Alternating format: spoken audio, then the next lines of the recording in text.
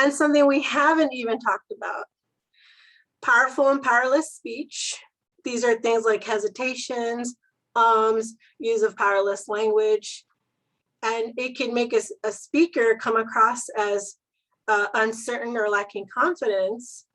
And fun fact, an interpreter who uses powerful or powerless language can make their consumer come across as the one who's lacking confidence. So who's the one that lacks confidence, the interpreter or the consumer they're interpreting for? This is a confusion that I see happen a lot in my own setting of work. There's power dynamics in my own work. If I stand too close to a person that is perceived to have power, I have lost the consumer's confidence and trust. And so a lot of times our position and our perceived authority can influence a situation greatly. So power dynamics is definitely a big thing we have to consider, especially as service providers, because sometimes we don't realize that as an interpreter, I'll give you an example of a medical setting. If I'm interpreting for a person who speaks Spanish or a deaf person, if I stand too close to the medical professional, I appear to have aligned myself with them. And sometimes a consumer doesn't want to ask a second opinion or doesn't want to question something, because now they're thinking, wait, you're with them? So I try really hard to have a neutral position. I try to be like not to align to either, and somewhere in the middle. I try to step out when the medical provider steps out. I try to do other things to let the consumer know that I'm on their side. I'm just there to give 100% communication as much as possible. So as we spoke, the location can affect communication. And then linguistic register. And that just means, like the example of, is this a formal setting? Is it a platform setting? Are we standing outside the gym talking? And sometimes if I'm standing outside the gym talking, but I'm using my platform voice and words, I throw people off. So the register has to match.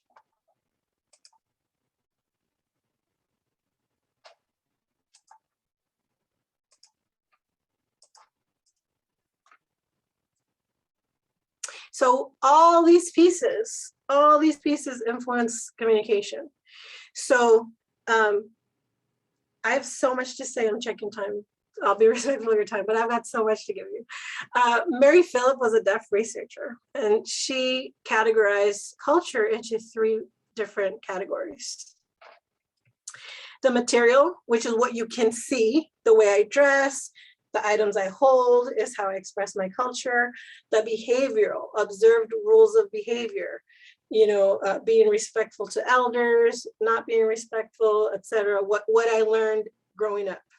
And cognitive, which is behavior learned or developed that has a deeper meaning to me. And Mary Phillip did this specific with deaf research. And she said, this is how we can identify someone's culture. And the reason I show this slide is because similarly, an educator called Nitza Hidalgo, she described 3 facets of culture in her own research. She named them differently, but they came to the same conclusion. The concrete is what we see. The behavioral is how we act, but it's the language that we use. It's those choices that we made, like my expressions and language choices. It's how we define our own gender roles, etc. And the symbolic, which is our values, our beliefs, that can be very abstract. But the thing that they both asked is so all 3 of these have to do with the way we communicate. But if you ask somebody to identify which one if they had to identify one that defines their communication style, most people answer the symbolic.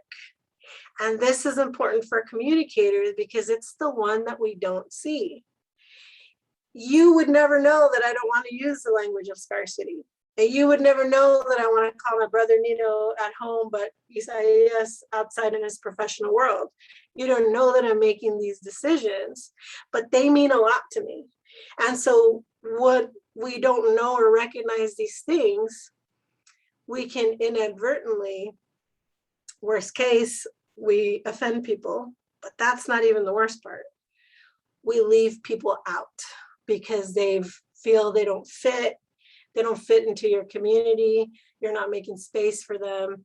And so it's not about adjusting to them, but what I'm asking everyone to be kind of cognizant of is to adjust for something bigger than ourselves and to allow for variation and to allow for these changes, because what we can't see is probably the most important one. So I'm going to give you an example of, here's my own cultural list. And as I go through my cultural list on your end, I hope that you kind of write your own down. We won't have time to share everybody's, but if somebody wants to throw it in the chat, that would be so great. How do I communicate? Well, my concrete is that I love Mexican food and I make delicious pozole from scratch. We never have Thanksgiving turkey at my house. We always make pozole, and I only have turkey if somebody invites me or if I go to a restaurant on Thanksgiving. I don't even know how to make turkey. And every year I think about it, but then I don't do it. And behavioral, when I'm with my siblings or my friends, I speak English, I pepper it with Spanish, I text the same way. And I am first generation born in the US. I feel like I've broken my role, but I feel like I'm fighting it constantly. This is definitely how I communicate. You would not know that. And symbolic. I was born and raised Catholic. I went to Catholic school K through 12, but I always add, I am not American Catholic. I am Catholic with a Mexican flavor, which really means I don't celebrate Dia de los Muertos once a year. I celebrate it year round. There's an altar in my home. People who have passed are a big part of conversations in my home. And we have a really great respect for people who have passed. And it's a big part of the way I communicate. And I too identify, I had to say what identifies my communication the most. It's definitely symbolic, and it's definitely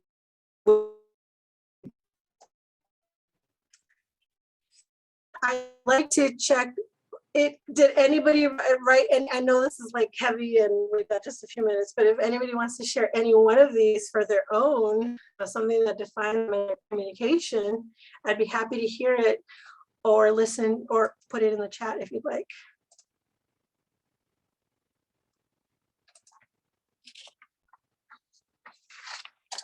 And it might be something you think about later. Well, I'm going to keep going, and if somebody wants to chime in, we don't want to just hear the Arlene show. We'd be happy to hear from everybody else.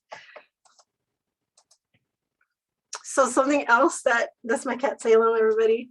That's my background. It's an interpreter thing to have a background, as we see our interpreter has one too, for non-distracting messages. Something else that influences my communication is our concept of the world. I'm a parent, I'm a cisgendered woman, I'm a person of color, I'm an educator.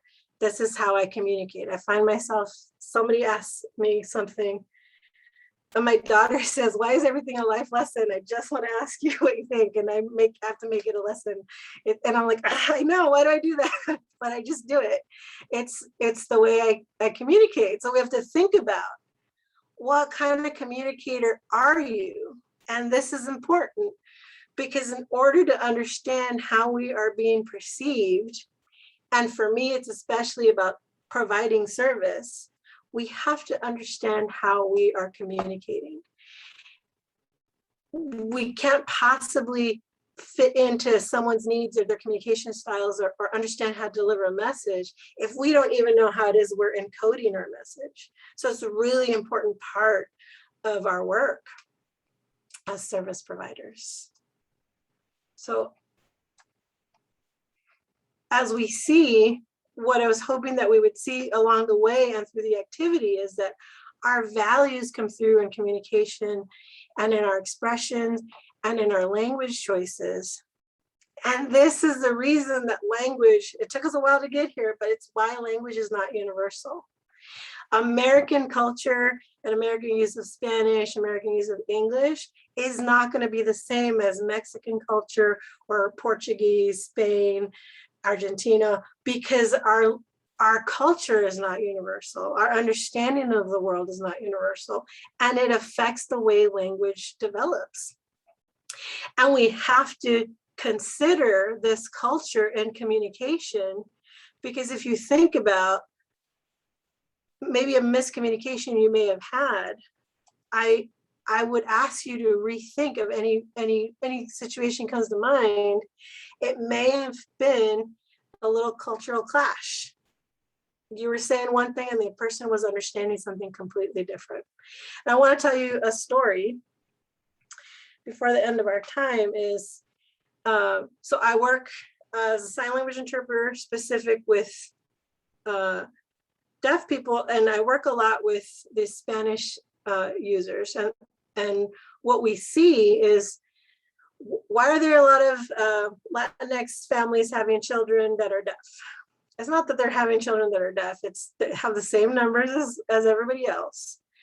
But the difference is that people move here because of the ADA law and for opportunity, and because their children will receive resources. And so we have this big need. We have a large number of Spanish-speaking parents with deaf children who end up both needing language services. In the US, we have mainstreaming, which is a child in school with an interpreter, but they have to know sign language to use an interpreter. And we also have residential schools, which is they're there the whole week, home on the weekend, and all the staff is usually deaf to serve as role models. And I want to share an example.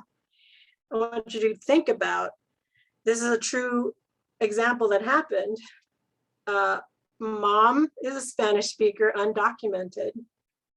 Teenager is the child in a residential school, and they're meeting with a deaf counselor. And the deaf counselor, we have to think about, in America, the idea is that after high school, you have this escape to college or your new life, or you move. But that's not true in a Latino household, where children don't necessarily move away. And it's not that we stay and just mooch. People always think that. It's that we become the provider. We become the fountain of information. We become an important role in the family.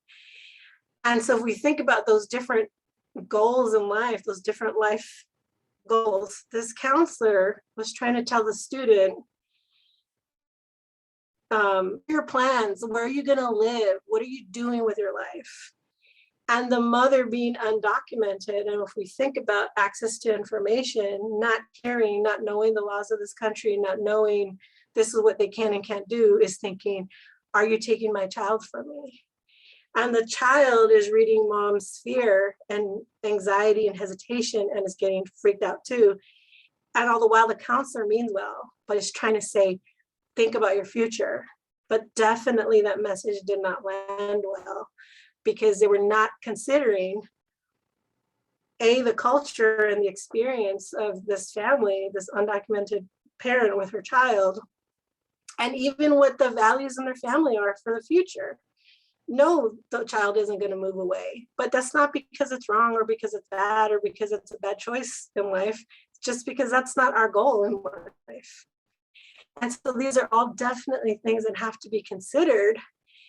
And this story, I tell it, it still makes me sad, because the counselor missed the mark and instead created harm. It's one thing to miss the mark and you missed your goal there or lesson, but it's another thing to cause harm while doing it. And it's something that we have to think about. We have to consider culture, we have to consider life experience and values in our communication, because it's not, again, not just about the message, but it's how we deliver it. And it's the intention behind it. And we have to think about also, earlier I said, there's no guarantee that somebody will understand the message the way you intended it. This parent definitely did not understand that message the way the counselor intended it.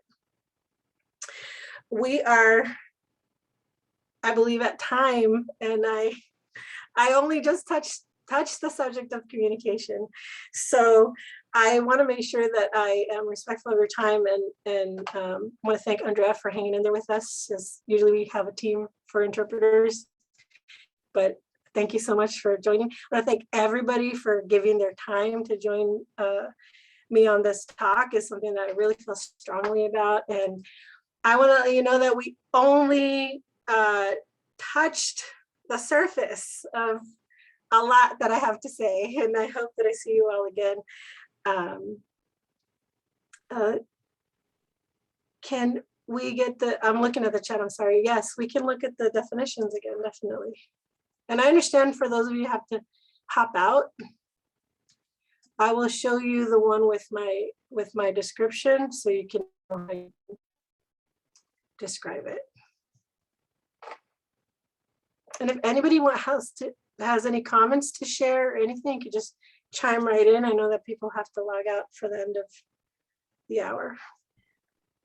Before folks leave, I just want to say thank you so much to Arlene and Narvaez, and also just thank you to Andrea Lust, our ASL interpreter. Thanks so much for joining us from California, and we're so grateful. You're right, this is just the tip of the iceberg. I think everybody still wants to keep communicating and stay on this call. So just so excited that y'all are now, you're considered part of the family now that you've joined us virtually. So we'll find a way to bring you here in person. And again, just everyone, please feel free to put comments and questions in here if you're able to stick around. But otherwise, before too many folks leave, just a virtual in-person round of applause. Thank you so much. Thank you very much for this wonderful talk. Very much appreciate it. Thanks, Dr. Zalamea, for really organizing this. Thanks so much, Dr. Ferredia, for joining us. Dr. Ferredia is our director of the Center for Multicultural and Global Health, trauma surgeon, general surgeon. Honored to call him one of my partners. So thank you, Dr. Ferredia. Thank you very much.